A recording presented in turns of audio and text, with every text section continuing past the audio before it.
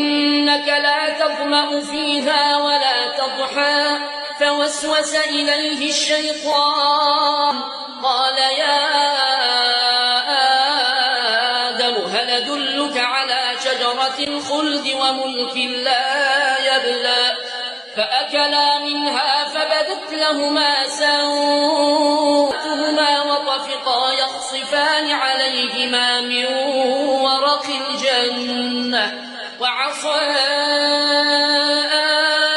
آدم ربه فغوى ثم اجتباه ربه فتاب عليه وهدى قال اهبطا منها جميعا بعضكم لبعض عدو فإما ياتينكم